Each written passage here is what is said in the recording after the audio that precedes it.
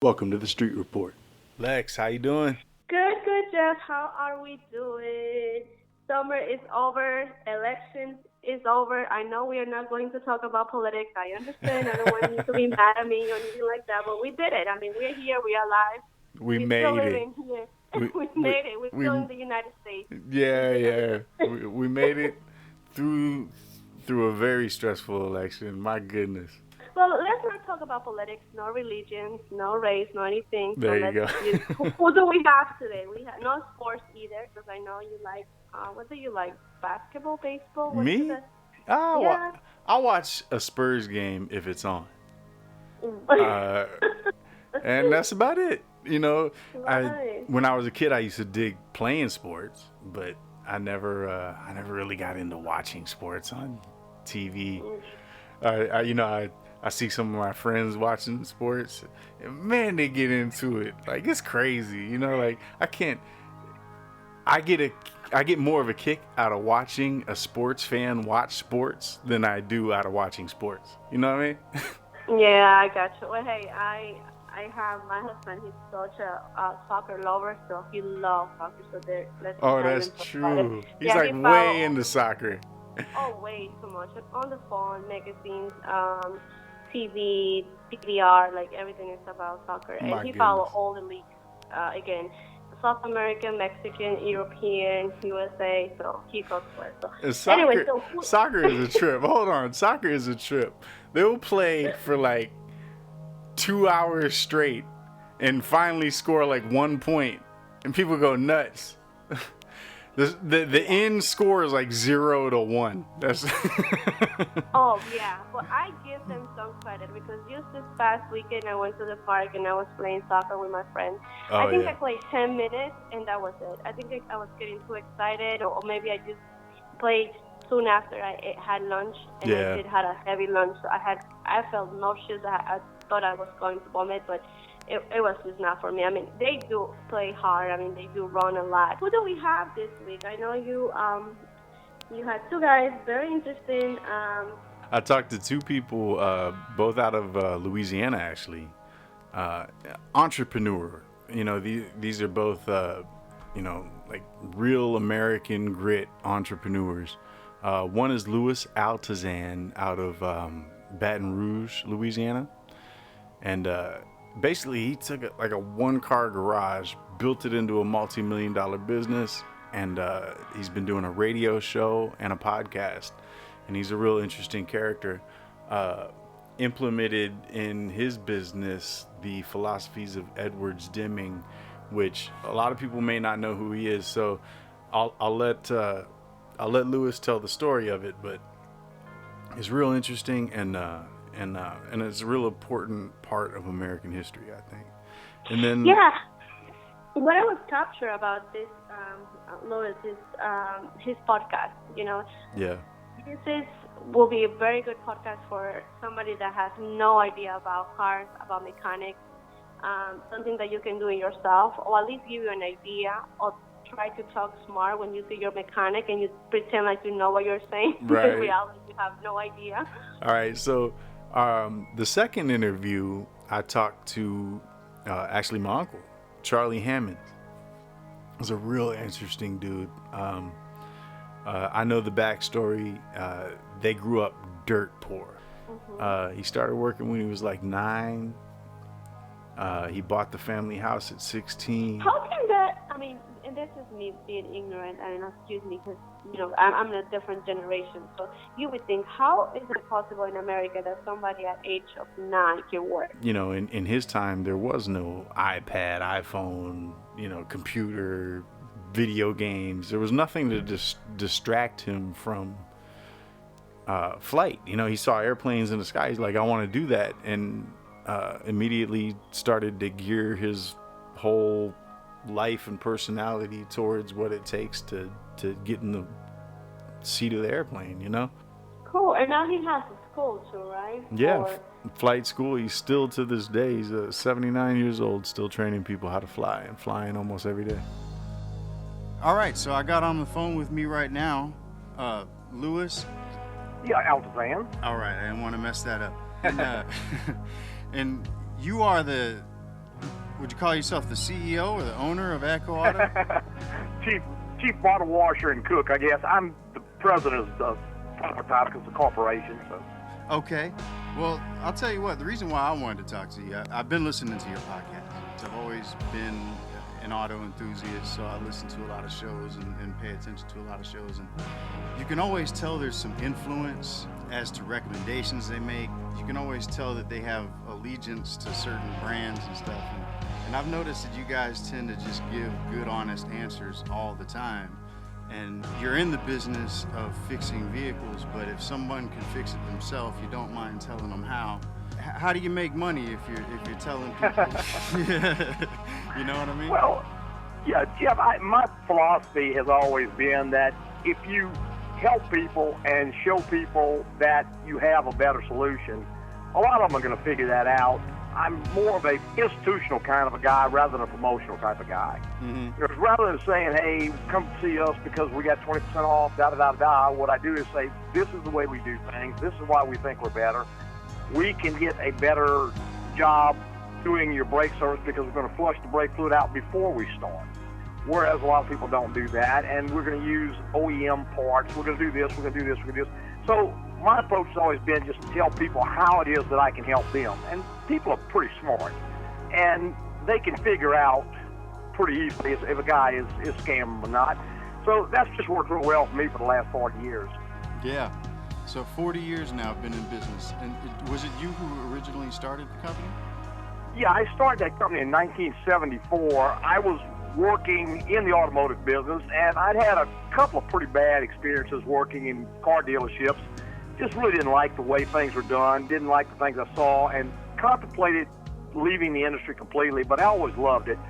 I started out racing cars as a kid, and I guess it just kind of got into my blood. So I didn't want to leave the industry, but I couldn't find a place to work that I felt was going to really do it the way I wanted it to be done. So gave it some good thought and soul searching, talked to my dad about it, and decided to go ahead and just start on my own. And basically bootstrapped up, started out in a one-stall garage with a set of hand tools, doing pretty much anything that would come in the door. And I've done pretty well over the years. I've developed to our current status. We've got a 15,000 square foot building, do about $2.5 million a year in sales. So it's on the bigger end of automotive shops as far as independent shops go. Certainly. And you started the radio broadcast. Did that originate before it was a podcast? Yeah, I started doing a radio show in 1991. So been doing it for quite a while. Unfortunately, for years and years and years, I didn't even record it. We just would go into the studio, do the show live for the folks in Baton Rouge. And we started getting requests from people who were driving through that would listen to the show, and they would, man, it'd be great if we could hear you outside of the Baton Rouge area. So we started to record the show, I guess, back about 2010, maybe early 2009. We have a few shows from earlier than that, but they're kind of sketchy, just betwixt and between we would record one. But after we got them recorded, and I had my website up and running, it was no big deal to go ahead and put them online, and it's worked out real well. We got listeners pretty much all over the world. We get a lot of email from Europe, we get email from Australia, pretty much every continent. Did you say you got into racing? How old were you then? Oh, I guess I probably started hanging out with the big kids on the corner when I was 12, 13 years old, and they all had race cars. I guess at that age, I'm an early baby boomer, so cars were everything back in the 50s and 60s, and like I said, the big guys on the corner all had hot rods, and I didn't have one. I was too young to have one, so I kind of ended up hanging around, and they'd make me wash the parts for them and what have you. So anyway, I just was very interested. My mind was kind of like a sponge in regard to it. Started reading about everything I could read, and it wasn't enough for me to just know how to fix something. I wanted to know how it worked. So I started studying a lot of theory, hydraulic theory, electrical theory. I wanted to know how things work. It just was a passion for me, and over the years that's been real good to me, because having that understanding of how things works allows you to figure things out a lot more. Yeah. So sure. Even today, when we hire people, we try to find people who have that same thirst for knowledge, and we train people, and fortunately, we've been very, very fortunate. We keep people a lot. We don't turn a lot of employees over. I've got guys that have been with me 25 plus years. And so once you get them trained, you retain them. You have to treat them very well, but then you can retain them, and that way it sort of just builds on itself. Once you get a nucleus of folks like that who really care about their job and really care about the cars and that, then it becomes sort of self-regulating, because if you bring another person in and they don't fit in with the program, they're probably not going to stay around very long. Yeah. So, and if you do have a person who's interested, then all the other guys are going to jump on board and help him, because they feel like a close-knit group. So it becomes easier and easier as you go on. My theory has always been, I don't ever try to motivate people. I'm of the opinion that people are already motivated. You can't motivate another person. People are already motivated. You simply have to remove the things that demotivate them. Mm-hmm. Things like asking them to do a quality job with substandard parts, or trying to rush them through jobs, interrupting them in the middle of jobs. Things like that demotivate people. So if you will remove those things, as many as possible, we were one of the first shops in this area, certainly, to climate control the shop. We've got an air conditioned and heated shop, and some people don't think that's important, except that if you're in South Louisiana and it's 95 degrees and 100% humidity, it's really hard to consider quality in your work. You have to be comfortable. So that was one of the first things we did. We've got background music that plays that is entertaining, but not so much so that it would involve you and distract you. Right.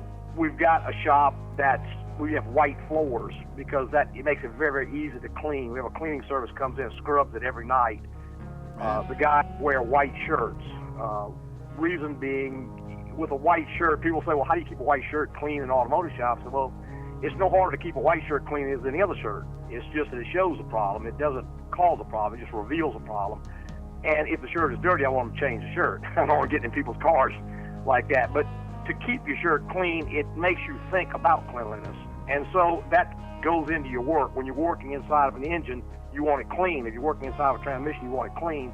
And certainly cleanliness is probably the biggest thing you can do to avoid problems. Any contamination that gets in any system causes problems. So these are the types of things and the types of approaches that I've taken that have worked out real well for me.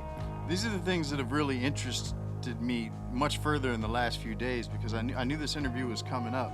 And my original intent was I was going to talk a little bit about the podcast and maybe shoot shit about some cars for a little bit. But I'm reading, tell me a little bit about Edwards Deming and how his philosophies are being applied. I mean, it sounds like you've already gone over a couple things, but it's very interesting, and I want more people to know and understand this philosophy. So if you could elaborate on that. A lot of people don't know who W. Edwards Deming was. W. Edwards Deming is the gentleman who went to Japan. A lot of people heard of the American that went to Japan after World War II and kind of got their economy going again, and they based a lot of their processes on him. Anyway, that was W. Edwards Deming. When the war ended, MacArthur had invited certain guest speakers to come into Japan because this country was absolutely destroyed. And he knew if he couldn't get them going again, it was going to be a long, hard road. So he brought in people, including W. Edwards Deming, who did a series of lectures across the country. And sitting in those lectures was Mr. Toyota and Mr. Honda and some of these guys. And they listened to what Deming had to say, and they took it to heart. And that's pretty much what built the Japanese industrial miracle that we see, or it was certainly one of the things that contributed to it. They took his theories, his management processes, and put it to work. And even today, they practice a lot of that. The highest award you can get for quality in the country of Japan is the Deming Award, which ironically is named after an American. Wow. But the war ended, and Japan got back on their feet, and Deming came back to the United States. And his teachings pretty much weren't needed here because the United States, when the war ended, was in just a wonderful position. We had a country untouched by destruction who could produce at full capacity, and an entire world that needed everything that we need that we could make. Not only that, but most of our competition had been destroyed. Yeah. So everything rock and rolled pretty well until probably the mid-'60s. By that time, Germany's kind of getting back on their feet. Japan's getting back on their feet. Now there's some competition. Well, the United States auto industry kind of fumbled and fumbled around all through the 60s and 70s. They blamed it, well, they got cheap labor over there, which wasn't really the case. And they have this and they have that, and it's unfair and blah, blah, blah. But the fact was they were building a better product, and the American public responded by buying a better product at a better price. Now, somewhere along the line, I guess probably mid-'80s, they realized that tariffs weren't going to protect them, and excuses weren't going to protect them. So the American automobile industry started getting on board. They started studying the Japanese model, and they burned up the Pacific Ocean flying back and forth, studying some of these guys, and because, I mean, they were taking over the marketplace, and the name W. Edwards Deming came up again. Well, for a while, they had Deming come in, do some work with them, and that was one of the things where, if you remember the cars, I'm kind of fond of saying some of the best cars they've ever built were mid-'80s to mid-'90s. And that was largely some of the models they did. Ford did a lot of work with Deming. GM did some work with Deming. And he was able to help them out quite a bit. But at some point, I think, and again, it's just my theory, they realized, hey, these cars are lasting way too long. And if everybody keeps a car 200,000 miles, is another car we didn't sell. Right. So what seemingly has happened is they've gone to more of a planned obsolescence type situation now, where you buy a car that lasts about 100,000 miles, and then it gets so expensive to repair you can't hardly keep it going after that. Well, now that sounds a little strange to me, because we all tend to think that 80s and 90s cars were the worst. And mid-'80s, they started getting better. They got better all the way into the 90s. I'd say and I'm sorry, I meant mid-'90s up to the mid-2000s. Okay. Yeah, I've made a mistake there. No, from the it took them, they started on board probably mid-'80s. It took them to about the mid-2000s to really get on board and start making meaningful changes. But from, the mid-'90s, 95, 96, they were building a pretty good product, all the way up to 2004, 2005. And then in 2006 or 7 is when they started going bankrupt. And that's when there was a pretty much fundamental shift. How have you implemented these philosophies into AGCO? Yeah, well, I was in business, I guess. I started out in 1974. Somewhere around 1985, I realized that there were problems that just kept going on and on and on. And so I started doing quite a bit of work trying to resolve them. Where people were having problems with cars we'd repair, they would come back. We weren't delivering cars on time at the time we promised. We weren't always hitting the price that we quoted. And I just figured that was a problem. So I started trying to fix it. And it didn't take me long to figure out that I just didn't have the knowledge required to do this. So I did some studying and found the name W. Edwards Deming, gave him a call, and believe it or not, answers his own telephone, was gracious enough to speak with me, asked him what type of knowledge I would need to achieve the things I wanted to achieve, and he told me. So I ended up studying with him for about 8 years to understand better. And even today, things that he said, things that he taught will pop in my mind. It'll register, okay, that's what he meant. Yeah. Because he was just almost on a different level, in my opinion, the things he was talking about. And once you start to understand, start to implement his philosophy, it's a philosophy of continual improvement. In other words, you're not looking necessarily for a perfect solution today. You're looking for a better solution today. And then you're going to improve it tomorrow and improve it the next day and improve it the next day, forever. And there's always a better way to do things. You can always make it faster. You can make it less expensive. You can make it more reliable. There are ways to do things better and better. And that approach to business, as opposed to worrying about the profit at the end of the week, what you're worrying about is being the best car company in the world in 50 years. Yeah. And so that's the approach you take. And so decisions that you make are going to be necessarily different. If a guy is worried about making the most money he can make this month, he's going to do certain things. If he's worried about being the best car company in the world 50 years from now, he's going to do different things. Right. And that's sort of the philosophy. I remember someone asking Dr. Deming one time, he says, how long does this process take?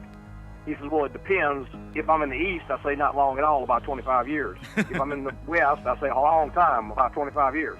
Yeah. So. That makes sense, and I think in that case, it's all about perfecting or continually improving either your service or your product, so that in the end the customer is always happy, and that builds the reputation that will keep you in business. Well, that's absolutely right. That's a real good business philosophy to be in, where you're not aiming to please your pocketbook every week. You're aiming to please the customer every week, and eventually that's going to turn into success. Well, I think the two are inseparable. I think if you please the customer by doing the very best, if you are the best, the money will always follow. So always strive to be the best you can be, no matter what your field of endeavor. If you strive to make the most money, you probably won't achieve it. If you strive to be the best you can possibly be, the money will generally follow. Makes sense. It doesn't matter if you're an auto mechanic or a football player or an opera singer or whatever. If you are going to work to be the best that you can be, constantly improve, get better every day, the money will always follow. Now, in the last 40 years, you've seen a lot of changes come to cars. That's for sure. Right around the corner, we got autonomous vehicles coming. I don't know if you noticed at CES, they just revealed this one-person drone, which would be like a taxi drone to pick you up and take you where you need to go and drop you off. How do you feel about the future of automobiles? Do you think, am I still going to be able to drive a car 20 years from now? That's a wide open question, and I don't know where the future is going. I always try to tell our people at AGCO that we are not necessarily in the business of fixing cars. Mm-hmm. We're in the business of repairing personal transportation. Yeah. And wherever that goes is where we plan to go. Maybe in the form of a car, maybe in the form of something else, but I think the need for personal transportation will remain with us into the foreseeable future. I think that if governments really wanted to make a big impact, what they could do is start to look at the reasons why the transportation system is in the disarray that it's in, why you have the traffic jams, why you have these things. And it's because we build neighborhoods without any of the services that people in that neighborhood need. And so they have to get in a car and drive to get all the things they need. They live one place, they work somewhere else, they go to school somewhere else, they have entertainment somewhere else, they have food, clothing, and all these things in different, and then a car in between. If we could start to build neighborhoods where everything was right there, then I think you could solve a whole lot of your problems with traffic and pollution and cars and everything else. I'm fortunate enough to live in the French Quarter in New Orleans, and when I park my car, when I go down there, I don't touch it again until I leave, because everything that I need is right there. I can walk anywhere I want to go. Yeah. But in Baton Rouge, where I lived the earlier part of the week, it's 180 degrees the other way. There's nowhere you can go, because I lived in a subdivision that was developed, and the developers had in mind their maximum profit.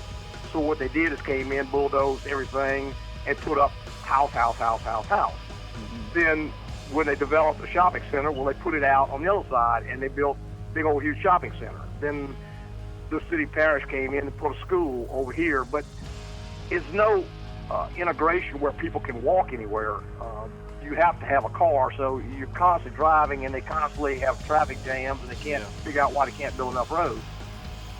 Yeah, and I understand that, because I live in a rural area where there's nothing in walking distance. So, but I did live. I lived on Long Island for a little while, and there I got to experience the, like you say, everything's in walking distance. So if you needed groceries, if you just your everyday needs were all within a footing. I think we just have to get a whole lot smarter about managing the way people live and making it convenient to where a lot of the problems we got now will sort of go away. If you solve the real issues, then the ancillary issues are going to go away. Yeah, they want to reduce auto deaths, which is perfectly understandable. But man, there's that auto enthusiast that is not going to want to have to be a millionaire to be able to drive a car.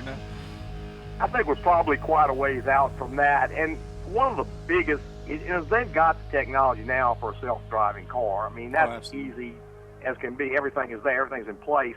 I think it's more a matter of liability fixing liability. For instance, when this car does crash, who's responsible?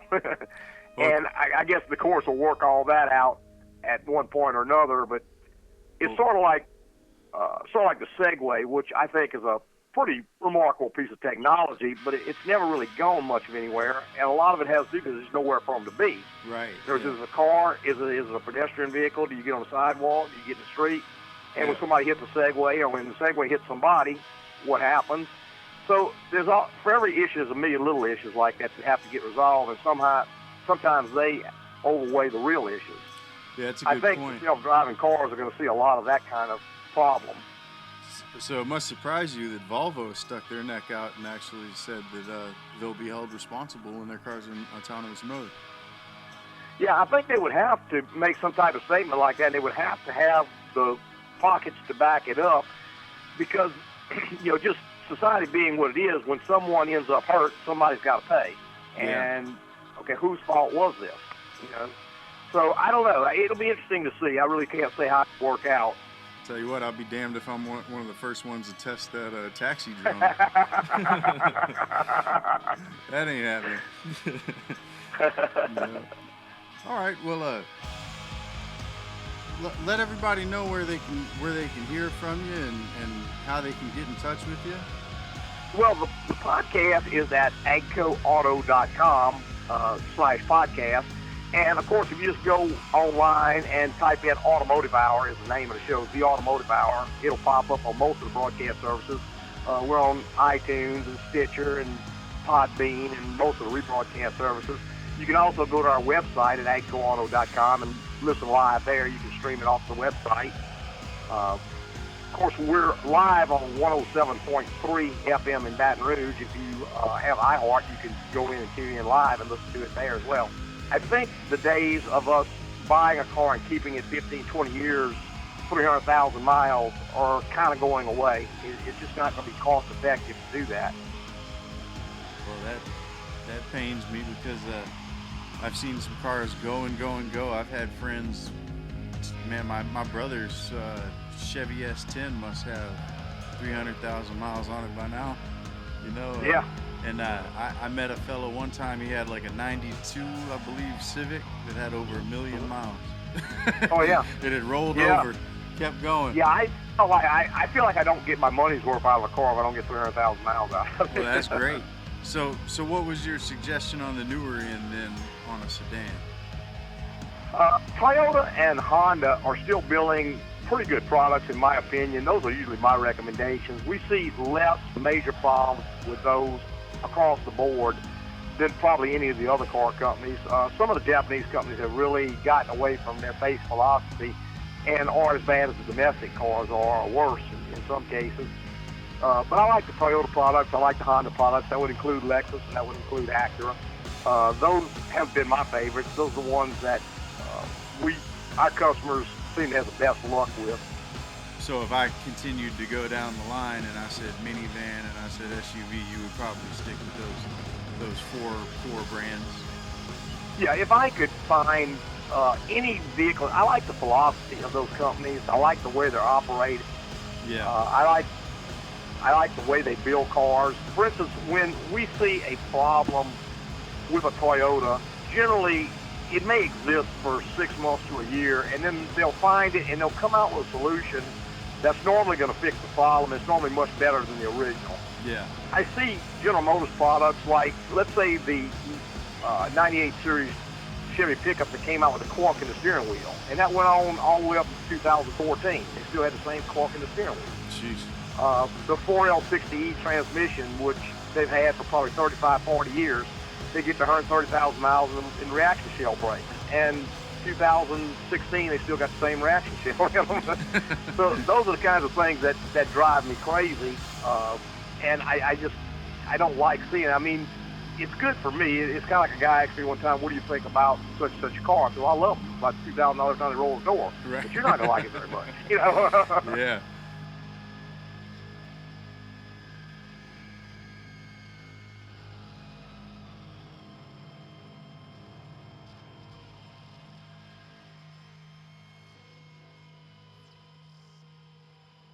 Yesterday's rain falls again.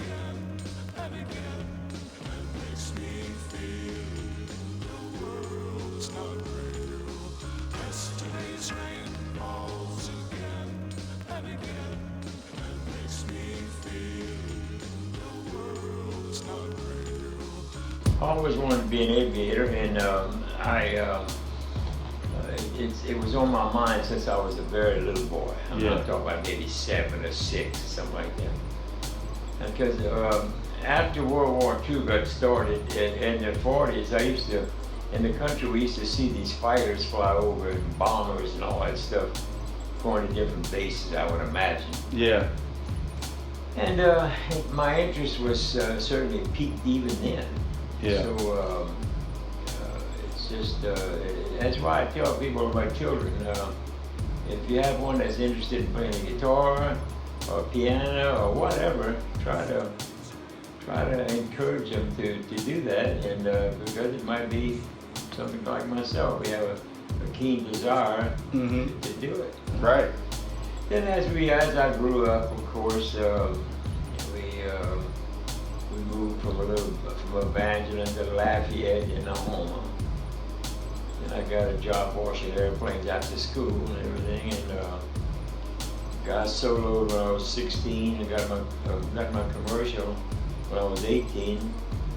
Went to business myself when I was 21. Wow. But you had to, it was, it's just, you had to be totally dedicated. Even now, I still work 7 days a week.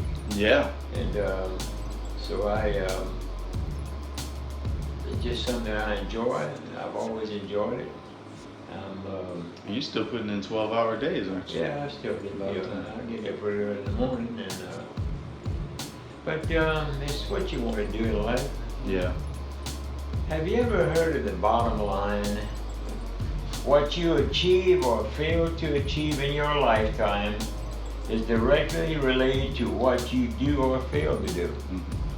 No one chooses, Paris of Charlotte, I'm sorry, but you can choose your own direction. Everyone has problems and obstacles to overcome, but that too is relative to each individual. Nothing is carved in stone. You can change anything in your life if you want to badly enough. Excuses are for losers. I'm a true believer in that. Yeah. Those who take responsibility for their actions are the real winners in life. Winners meet challenge head on, knowing that there are no guarantees, and give it all they've got. And never think it's too late or too early to begin. Time plays no favors, and it will pass whether you act or not. Take control of your life, dare to dream, and take risks, compete. If you aren't willing to work for your goals, don't expect others to. Believe in yourself. Yeah. And I think that's something I've kept with me for many, many years, and I have it in a museum here, and it's a true statement. If you don't do that, what the heck? I don't think you're going to amount to hell of a lot myself. Yeah. I always, like my degree, I always wanted a degree, and it was a gnawing thing with me. And took me 9 years to get it, but because I was working constantly, Right. and trying to get a degree and work and study and all that stuff. And but I got it, and I'm happy I got it, and it settled something in my own mind that I wanted something, I wanted it badly enough, and to get it done. My Chris's dad wasn't a very good parent. Yeah. I guess that would be a grandpa, huh? Yeah. He didn't take care of his family, right? Yeah. I ended up, when I was 16 years old, having to buy a house. My first house, when I was 16. And the reason I did that was so that Chris, Freddie, and the rest of them wouldn't be put out on the street or living with an aunt here or an aunt here and all over the damn countryside. And the thing that what happened there, the guy that had the house, he told me one day, he said, Charlie, he said, I'm gonna have to, I got something bad to tell you. I said, what? He said, well, your stepfather hadn't been paying notes on the house for 6 months. He said, I'm gonna have to evict you. I said, what? Yeah. He said, well, he hadn't paid. Yeah. So I said, well, why don't you let me buy the house? Well, he said, you know, you're 16 years old. He said, and the lending institution wouldn't let you have the money. Yeah. I said, give me a couple of days. Let me ponder this a minute, okay? So I told my boss, I'd been working for him since I was just a kid. Yeah. Told him about that, and he said, he knew Mom, my mother, and everything, and he said, tell you what I'll do. You go ahead and set that up, and I'll back you up. Yeah. He did. And I bought that house, and I paid for it. Wow. And I built onto it so that everybody would have, the girls would have a room and everything. And, but, so consequently, his actions prevented me pretty well from ever having a childhood. Yeah. It was a deal where I had to work all since I was young. Matter of fact, I started working when I was 9. Wow. And before we even got to Houma. Yeah. And it was I guess the kids, and I hated to do that. And I told him, I said, Frederick, I want to tell you something. I'm going to give you 2 weeks to get a job. Now, if you don't get a job, you're out of here. Yeah. He said, he said, you no good son of a bitch. He said, you're not going to throw me out of here. I said, well, you just watch, okay? Uh-huh. So I told my mother, I said, Mom, you get his clothes ready. And I hated that because the kids loved him. I mean, Yeah. Chris and the rest of them, that was their dad, right? course. And I didn't want to do that. Right. I really didn't want to do it. Yeah. So 2 weeks came about, and he was sitting there watching TV. I said, Frederick, you ever get a job yet? He didn't answer me. I said, did you get a job yet? And he had some bad thing to tell me. Uh-huh. So I pitched his butt out. I picked him up and threw him out in the front yard. Mama had his bag of clothes, threw that on top of his head, Wow. and kicked him out. Yeah. And I provided for those kids until they got grown and went off in their own direction. Yeah. And then mother came to live with my seaplane base. The seaplane base right up there. My mom lived on the base there that I built for several years. Yeah. And but it was a kind of a disaster type time. So how old were you at the time where you got the seaplane? 20s. I built that much, 20 dollars. Wow. Then I built the big airport operation on the other side there. You never have seen my place out there. It's a huge place. And BP, the British Petroleum, Yeah. bought that from me 9 years ago. Wow. And they built this hangar for me. Man.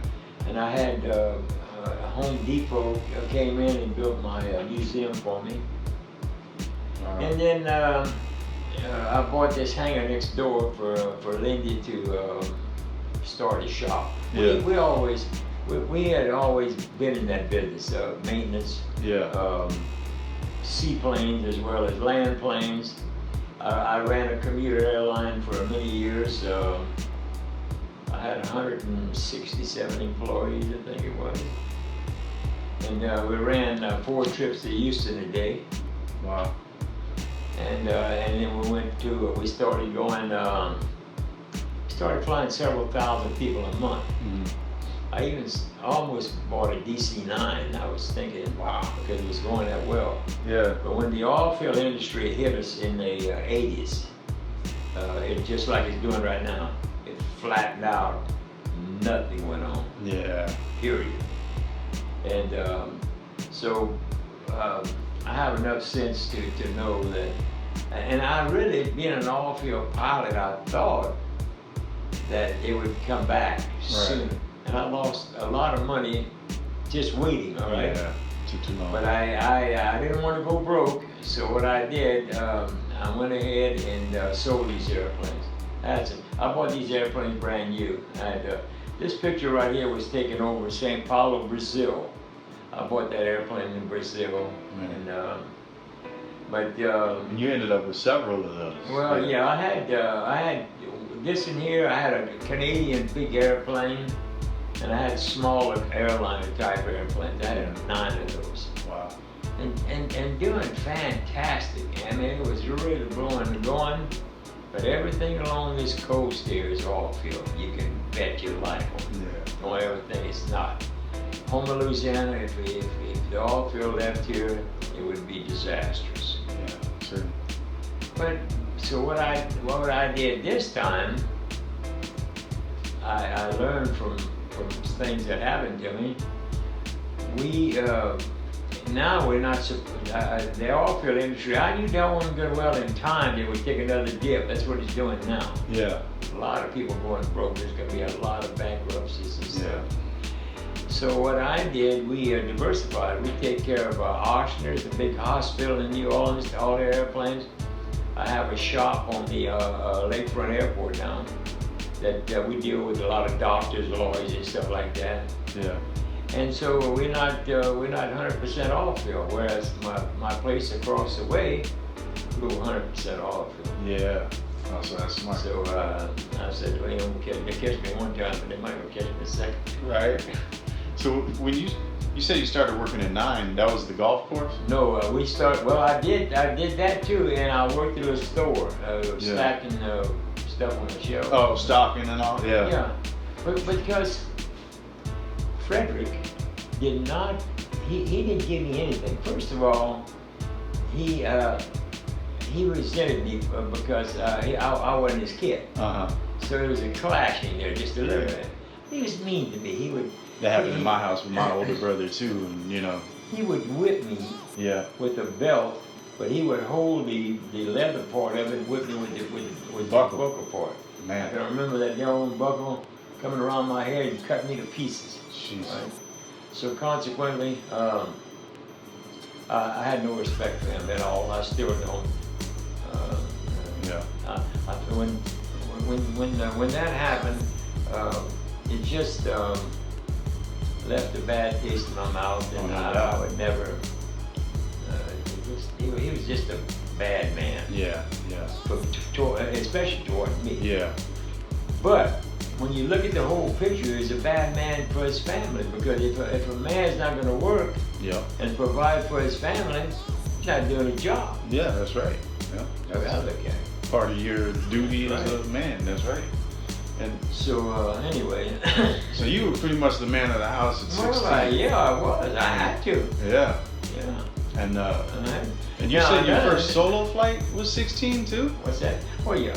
So you were already flying? Well, I soloed as a student, and then I got my commercial license. I started flying professionally when I was 18. Wow.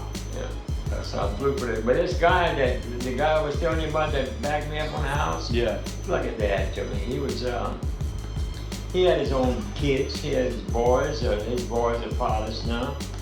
But he took because I give it 100%.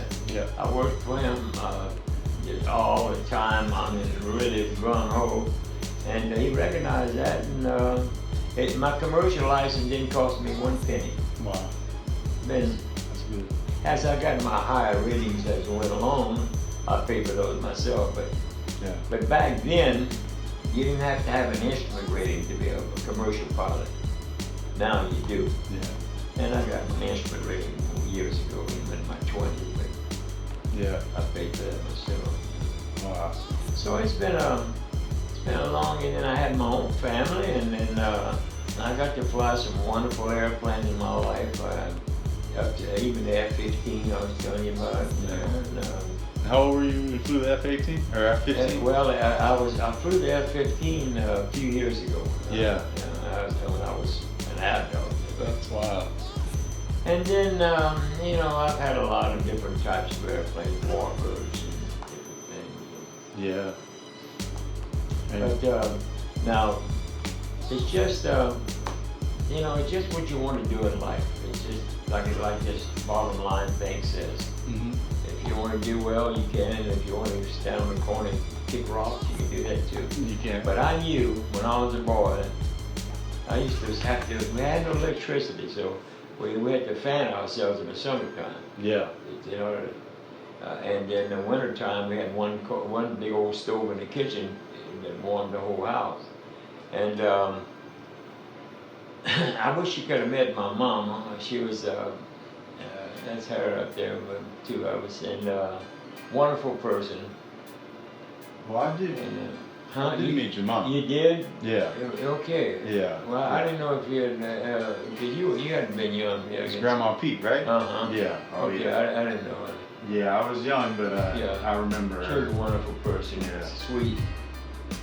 And I'll always say this, that if you had a mom that got married and the man would beat the hell out of her in the middle of the night, we came from a loving environment out in the country. We lived about our kinfolks. Yeah. They were fantastic. We were very close, yet family. Yeah. We moved in with Frederick, and then after a while, in the middle of the night, my mother was starting to scream. And he's beating on her and every doggone thing else, and so I got to where I hated the man. Yep. Okay, and that still applies today. Yeah. I It's hard to respect somebody like that. You know? Can't do that. Yep. And I remember one day she told me, poor thing, she had a Tupperware party at the house. You know, women sell Tupperware stuff. He came in to eat and raked everything on the floor off the table. In the middle of the. At noon, or whatever time it was, she had a bunch of women there having a Tupperware party. Yeah. Mama told me that, you know, and I said, well, give me time. I'll take care of him in time. Yeah. And I just, he was what he was, and that's it. Yeah. So, Well, you know, my dad was a lot the same. You know, we went through all that. He was a very alcoholic, you know, with the Jack Daniels and all, and he used to beat us all up, including Mama. So, you know, we didn't feel too bad when we got rid of him either. yeah. You know, Yeah. it's just it's impossible to have respect for a person like that. Can't function under this condition. Yeah, you know, A child, especially when you're young, you can't have that. you just can't. Yeah, it's insane. And, no, that was a terrible time. And and like I said, it completely destroyed my youth. Yeah, I didn't have it. I didn't play ball. I didn't do anything. Okay. just straight to work. I had to quit school because I wasn't making enough money. I needed more money to take care of the family. Yeah. To pay for the note and the food and every darn thing else. The kids needed clothes and everything else. And my wife too, Carol, was when I married her, I was still going through that process of taking care of the kids and all that stuff. And she never resented that 1 second. Good. Always Yeah. involved and so but anyway, getting back to school, I wanted to be a military pilot, is what I really wanted to be, because I had my sights kind of set on that. Yeah. And but it didn't work out. Business is a tough racket. Yeah. You got to, in other words, in order to succeed, you have to give it 100% all the time. And when I was a young pilot, I used to fly all day and a lot of times all night. I flew seaplanes down this part of the country, day and night both. Yeah. So you're either going to be enthused about it or hate it, and I never hated it because aviation is what I do.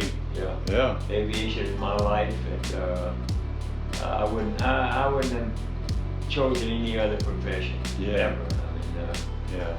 and I've been fortunate having good health. I'm in my 70s now, and I still fly. I'm gonna fly over to the studio here at 2 o'clock. Yeah. And you know, it's been wonderful. Yeah. A wonderful career for me. Yeah.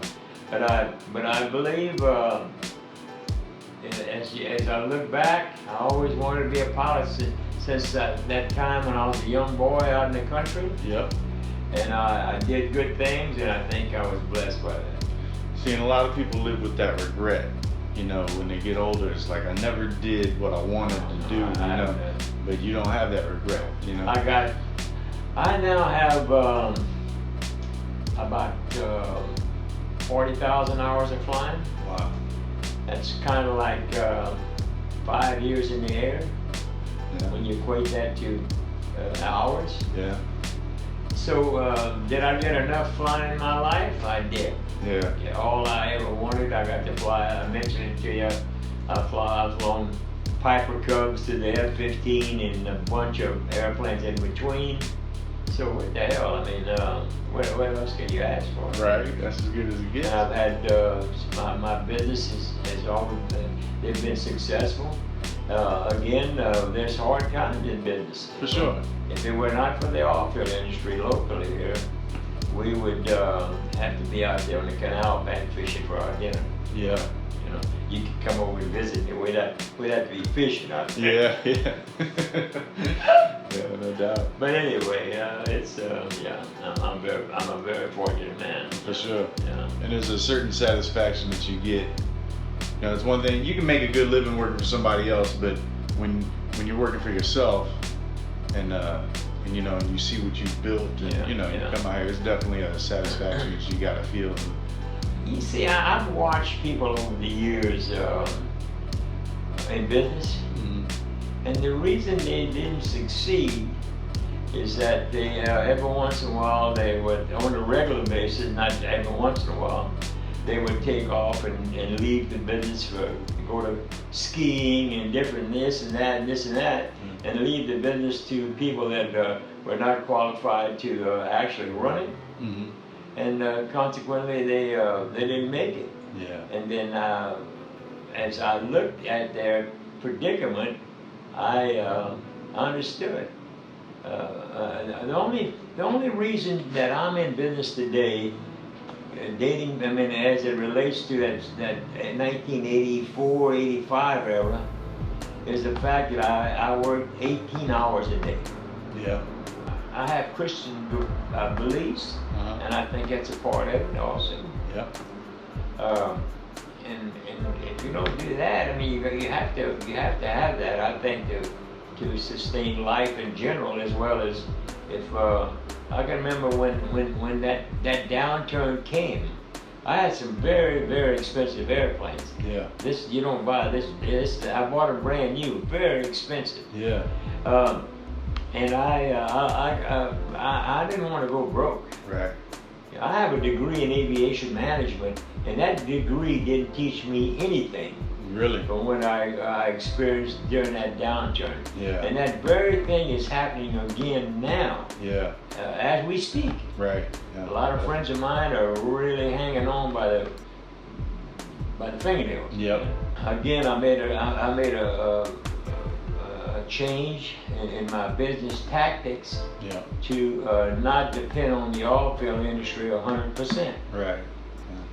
But so it's helped me now. I'm cruising through it. But a lot of friends of mine that they have these big offshore boats and all this stuff. Yeah.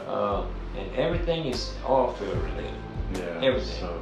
And so they that crash is gonna be a lot. Oh yeah, it is going to crash. Yeah. You can take off out of here and see boats just all over the countryside in canals, big offshore boats, 150, 200 footers, and so these people, they can't last forever. Right. Maybe a year they can hold on, but you have to insure these boats because they all have them financed through banks and stuff like that. Right. And they'll be coming to get the boats, and they'll all have to go broke. And our local newspaper just said recently that a lot of bankruptcies are coming around the bend. Around the corner. Yeah. They're on the corner. Yeah. Yeah, that's scary stuff. Because even in Texas too, we have a lot of oil Texas, jobs. That's right. Yeah. Texas is a big oil field related type thing. And it has been slowing down already. Yeah. You know, compared to what it was just 2 years ago. It was booming. Yeah. It was booming. Yeah. We see it. I can see it in student activity here. Yeah. So I'm as busy as I want to be because again, my time as an aviator, I can see coming to an end. Yeah. Because you know when you get up in your 70s, you're not as healthy as overall as you used to be. Yeah. I never smoked. That's good. I never smoked a cigarette in my life. I never drank. Yeah. Wow. I never drank a beer in my life. Really? Wow. And so because it's what I truly believe in. Yeah. As a boy, I witnessed what drinking will do for you. Yeah. Okay? Yeah. And I experienced that. All right. And then all you have to do when you smoke cigarettes, you look on the side of the pack. Yeah. And it says that it's going to kill you if you continue. Basically, yeah. Basically, it says that, right? So it's just like drinking a glass of gasoline every day. Right, It's gonna just kill about. You, you know? Yeah. It'll light you up. That's So true. that's what I believe in. Yeah. And you know, as I go through life, I look at here I am at my age. I think one time I got a speeding ticket years ago, and I understand that if you go through town real fast, you're gonna get a speeding ticket. That's the way it works. Or if you go out here on the highway, you're going to maybe have a wreck. And if you're really moving along pretty good, you're gonna kill somebody. That's right. Yourself, maybe. All right? Yeah. When you fly airplanes, these airplanes that we have out here are not aerobatic airplanes. Right. And so if you do aerobatics in these airplanes, and you could probably pull a wing off, Wow. kill yourself. Yeah. Right? And so it's. Know your limitations. Huh? There are limitations. Yeah. I mean, and as long as you adhere to those limitations, you can cruise through life pretty good. Yeah.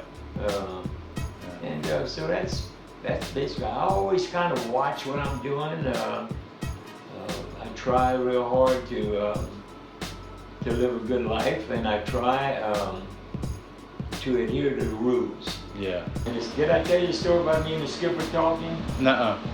And I spent some time up in the conning tower with the guy that actually ran the ship. All right? Yeah. So one day he said, "Mr. Hammonds, what do you do for a living?" I said, "Well, I have a fixed base operation. We sell fuel. We do maintenance. I have a flight school. I run an airline and." I said, and I have a seaplane operation and a lot of stuff, you know. And I said, I always talk to him. He said, that's something I wish I could have done in my life was just run my own airplane business. You know? Yeah. So that's odd. I said, I always wanted my own aircraft carrier. Yeah. so we ended up we never quite satisfied by what we do, you know. Right. Yeah. So he wanted my job and I wanted his. I almost said, well, don't you just go ahead and Switch. We'll switch over. Let me sit in that seat of yours and try it out for a it little was while. a neat operation. Oh, yeah. Goodness gracious. Yeah, it's got to be something else being up there looking down at the carrier. Oh yeah. And watching this guy. Have you ever spent time on an aircraft carrier? No, I mean only after they're shut down, like the Lexington. Oh yeah. You know. But going across the ocean and it was really a neat thing just to see. Whenever he commanded anything, man, they did exactly what he wanted to do. Oh yeah. And I noticed one day they had a tug pushing a barge out in the middle of the ocean, and he was cutting across at a slight angle to the carrier's pathway, and he told the guy that was steering the carrier, he said, turn 30 degrees to the left, and the guy, the whole carrier shifted over in that direction. And I said, well, what, you did that because of that tug? He said, well, yes, I did. He said, what happens, he said, this darn thing takes a while to turn. Yeah. I mean, and so consequently, I wanted to be sure that we were headed in a direction that would never get in this guy's way, or he wouldn't get in our way. Yeah. So, but it's neat. Yeah. So there's a lot of like planning ahead and stuff. Deal there. They had other ships following us, and there was one day that when the waves were getting, with the winds blowing, and they were diving, you know, in the old carrier, you know, just going steady as a rock. Yeah. So much more weight. And I've had my memories of aviation. You know, the Blue Angels have been here flying my seaplanes. The Thunderbirds have been here flying my seaplanes, and my wife has really been a wonder to me. She, in all our many years of being in business, and we started off, you know, way back in time, and she worked with me. If I worked 12 hours a day, she pretty well stayed there. She worked 12 hours too. Wow. Or 16, whatever the hell it did. We ran the airline. She took care of that all day. We had several ladies working for us and taking reservations and stuff. She handled all that for me. She's a smart girl. She's got, I went to LSU, and she's she knows numbers real well. Yeah. This guy right here, he did there's a movie called The Great Waldo Pepper with Robert Redford, and he did all the wing walking for that movie, and that's my airplane behind him there. Yeah. This right here, this spacecraft came out and went up to the moon and back, and this little piece of thing that you see right here is off this spacecraft. Oh man. Went to the moon and back. And this right here is General MacArthur at the Japanese signing of the surrender of World War II. And this little square thing is a part of the deck of the Missouri. Oh wow. And that picture right there was the last the space shuttle that blew up with killing that teacher and everything. Oh, the challenge. That challenge. It was his last flight. He was going to the Cape there. Wow, I still remember that. Yeah, we were watching that. And you like football? That's Terry Bradshaw behind you right over there. I flew with him a few years ago. Oh, it is. Oh, yeah. Wow. Just a bunch of different people I met. Corky Farnoff, like I said, he did a bunch of James Bond movies, and he was one of our students. And I guess you inspired Ricky, your son. Yeah, I guess when Ricky was coming up, he always wanted to be a Navy pilot. Yeah. And I took him to the Naval Academy when he was a freshman in high school. We drove up there. He liked what he saw, and I told him, I said, you can come here, but I tell you one thing, it's going to be it's going to be a tough road to hoe, simply because it's very competitive. Yeah, for sure. The Naval Academy and the Air Force Academy and the rest of these academies at West Point, they have probably 14,000, 15,000 boys and girls both apply each year. Yeah. And only just 1,400 get to go. Wow. So it's very competitive. You gotta. So what I did with Ricky, I got him involved in the college between his junior and senior year in high school. Yeah. And so that when he made application to the Naval Academy, he scored high. Yeah. And got in there, and actually he got in. He got appointed to the Air Force Academy first, but he wanted to be a Navy pilot. So about a week later, he got his appointment to the Naval Academy. Yeah. He had to decline the Air Force. But he's had a wonderful career too now. Oh yeah. Aviation is a wonderful, wonderful way to make a living. Yeah. Yeah. Wonderful. I just, airplanes, I come out here in the mornings just to see and just walk around airplanes, and it's just a nice feeling. Yeah. Well, the time when you were coming up, airplanes were I mean, kind of a fairly new thing, and everyone was really into it. Like I remember, like you know, you see a lot of designs from the 50s, even the way the cars were designed. You could tell that aircraft had a hold on people's, you know, hearts, kind of. You know, like cars were designed with wings, and I remember seeing a lot of like ashtrays and stuff that were shaped like aircraft and stuff. You know, it seemed like the 1950s. Let me tell you another thing that I truly believe in. Yeah. If you're not a Christian, Yeah. you will be when you fly. Yeah. Because, again, the beauty of flying, I mean, like early in the morning when the sun's just coming up above the horizon, or when you fly through just beautiful clouds, and again, we don't have a hell of a lot of air that we're breathing, Right. that we're able to breathe, okay? And it's all set up just perfect. Yeah. And it just this is what I believe in. Yeah, sure. Puts a perspective on life, and yeah. But It's a big, beautiful world, man. oh yeah. And we don't watch, we're gonna mess it up. Yeah. You know, the F-15, as a civilian, I was very, very fortunate to be able to fly. Absolutely. Usually don't let civilians touch these airplanes. I bet. And but this general, I taught his son to fly. Matter of fact, I wish he'd be here Saturday. He's gonna be here. The general's gonna be here he's gonna talk in my hangar. Yeah. Freddie's got a car show coming here, a bunch of people coming. Yeah. And but I taught the general's son to fly. And one day he told me, he said,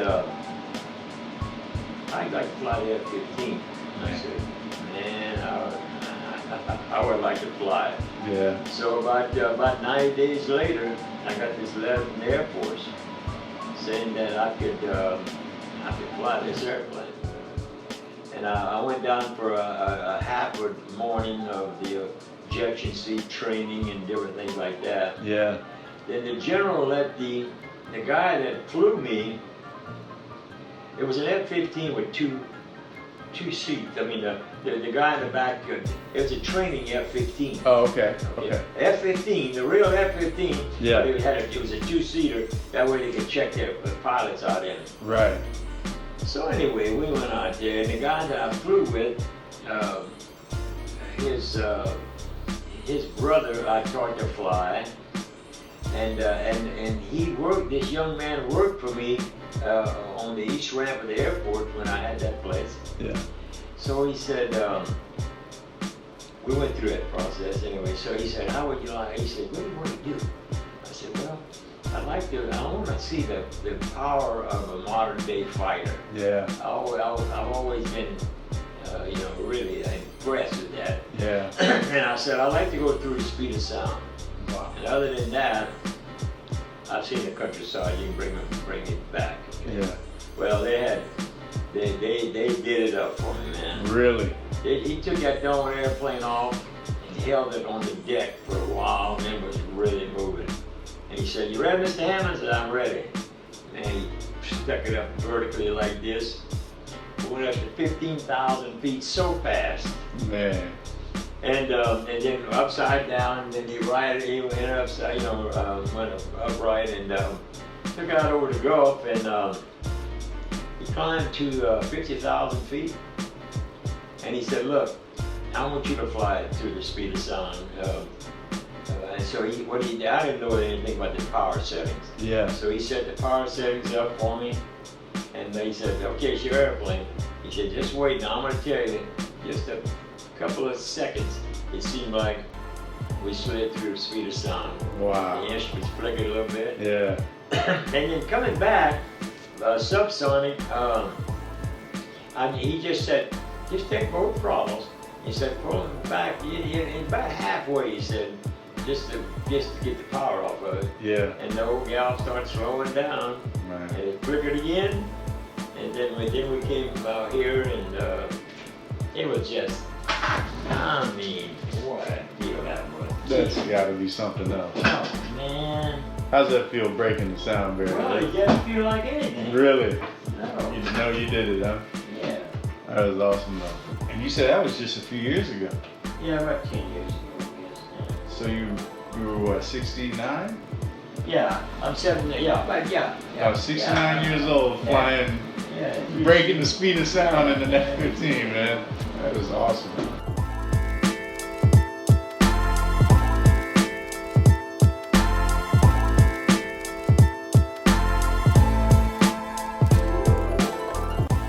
Now that's true American grit. Respect to both those gentlemen. Remember to catch the Automotive Hour with Louis Altazan on iTunes, Stitcher, iHeartRadio, and just about anywhere else that you can catch podcasts. If you're ever in the Houma, Louisiana area, make an appointment to see Charlie Hammonds' private aviation museum. Maybe even learn to fly while you're there. The flight school's number is 985-346-8489. And finally, the music pick this week isn't from Texas at all. S.O. Trey got at me from the legendary group out of Los Angeles called Substance Abuse. And I'm not about to turn down anyone who's rocking with the legendary KRS-One. So here it is, Substance Abuse with the song Rear View featuring KRS-One off the album Background Music, The Redo. Catch you next time.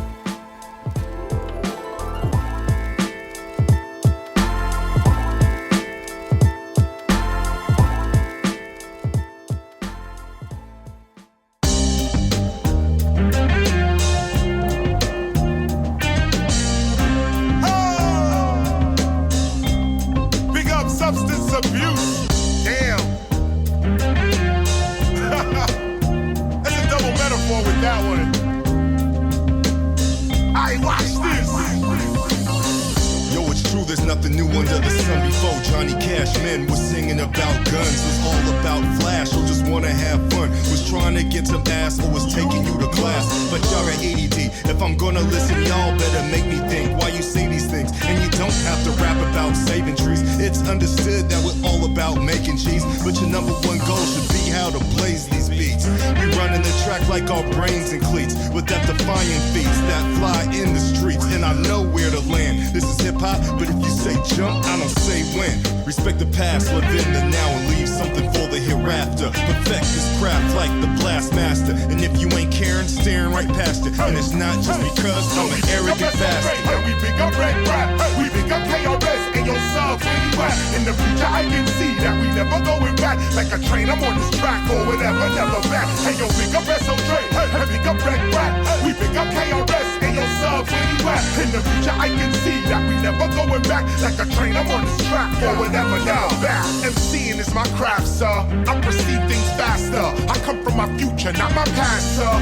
I'm smooth like lacquer. We were taught that the past comes first and the future comes after. But the year doesn't matter. I appear as a rapper with rec rap, SO Trey in the hereafter, where time doesn't pass ya. And you can ask the master what comes after, and he replies laughter. The future we after is past disasters, past slashes, flashes, and gun blasters. We don't need apocalyptic pastors pumping fear faster. Hear the blast master and laugh after. The future is more colorful than past rappers. Think about that, city life, less tractors, more real people, less actors. No more backstabbers, the government's a non-factor. So we pick up SO Trey, yeah, we pick up red rap, we pick up KRS and your subs where you at. In the future I can see that we never going back. Like a train, I'm on this track or whatever, never back. Hey yo, pick up SO Trey, hey, pick up red rap, we pick up KRS and your subs where you at. In the future I can see that we never going back. Like a train, I'm on this track or whatever, never back. Ask me what's more dismal, the future or the past. Cause in the past, rappers had more respect, pub and cash, plus a lot of flash. Guest list for clubs that crash. Promo visit played on TV, LPs was selling fast. Who could tell that wouldn't last? Remember getting advances, now we advance into a future that seems to have less chances. The past just seemed scandalous, no labels was just shady. Now I just wish there was still some labels left to pay. But stressing this is crazy, cause we're never going back. Gotta focus on the merch, the tours, the shows with rap is still appreciated, cause these peeps are pissed and jaded. Want a future where you don't have to rap like shit to make it, cause facts have been misstated when it comes to who's the dopest. Got love for yesteryear, but the future's where we're focused. The future where the hope is. True artists clock some bread, trying to keep some hope alive for the times we got ahead. So we pick up SO straight, and we pick up Red Rap. We pick up KRS and your subs, where you at? In the future I can see that we never going back. Like a train, I'm on this track for whatever, never back. Hey yo, pick up SO straight, and pick up Red Rap. We pick up KRS and your subs, where you at? In the future I can see that we never going back. Like a train, I'm on this track for whatever, never back. Yo, crazy shout out to my man Don Salant. The Don Waves 1, you know what I'm saying? The original 6 Sense crew, DJ Lion, Cut Master Kurt. And of course, Blast Master KRS-One. We ain't never looking back.